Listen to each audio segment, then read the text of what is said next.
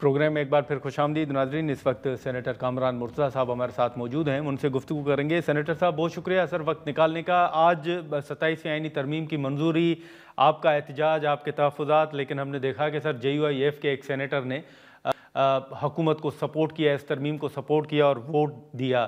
یہ ماضی میں بھی رہا ہے، آپ اس عمل کو کس طرح دیکھ رہے ہیں اور آگے کیا فیصلہ ہونے جا رہا ہے اس حوالے سے؟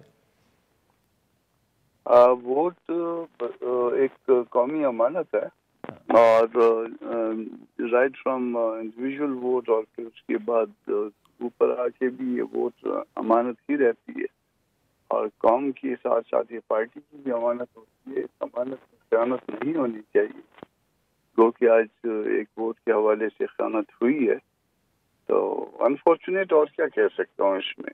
آگے جا کے پھر پارٹی اس کو یقیناً دیکھے گی اور کیا کیا جا سکتا ہے اس پہ، اس کو بالکل اس کو دیکھا جائے گا آگے۔ لیکن سینیٹر صاحب یہ سر سینٹ کے اندر کوئی پہلی مرتبہ نہیں ہے، آپ کے علم میں ہے اور مجھ سے بہتر جانتے ہیں کہ پہلے بھی 14 سینیٹر کم ہوئے اور اس طرح کا عمل ہم دیکھتے رہے ہیں، لیکن اس طرح کی کوئی کارروائی جو ہے اس طرح دیکھنے میں نہیں آئی۔ آپ سمجھتے ہیں کہ اس پر ہونا چاہیے تاکہ ایک مثال جو ہے وہ قائم ہو؟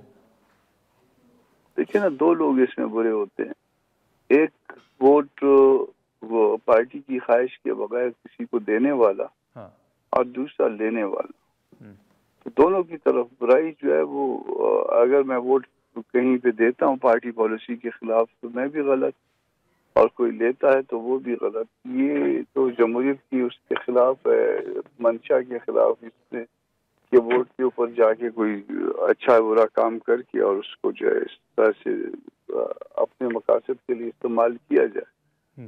ہوتے ہیں کمزور لوگ، ہر پارٹی میں ہوتے ہیں، وہ کمزوریاں ان کی ہوتی ہیں، اور پھر جو پہلے بھی جو نا، پہلے کسی اور کا ووٹ کمزور نکلے تھے، اب ہمارے ووٹ ایک آدھ ووٹ اس طرح سے نکل آئے ہیں۔ انفارچونیٹ، میں صرف اس کو بدقسمتی کہہ سکتا ہوں۔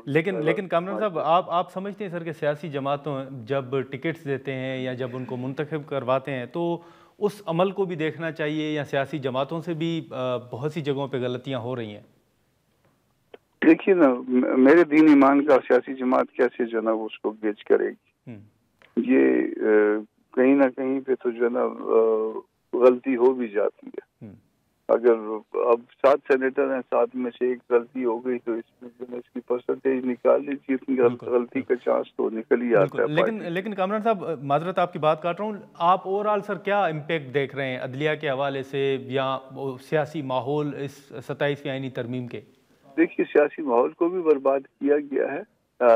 ہمارا تو JUI کا ایک دورہ گلا بھی ہے، ایک تو باقی جو کچھ ہوا اس ملک کے ساتھ، جو کچھ کیا گیا، جو عدلیہ کے ساتھ کیا گیا، جو دستور کے ساتھ کیا گیا، مگر ہمارے ساتھ ایک جنٹلمین کمٹمنٹ موجود تھی۔ 26 امینڈمنٹ کے وقت جو ہے نا، وہ ہم نے بہت ساری چیزیں اس میں سے نکلوا دی تھی جو اس کو دوبارہ ری لانچ کیا گیا۔ صحیح۔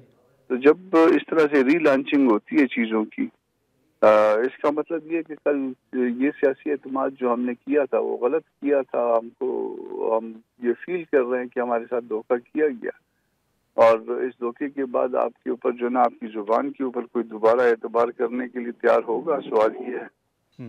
سر دوبارہ تیار ہوں گے آپ؟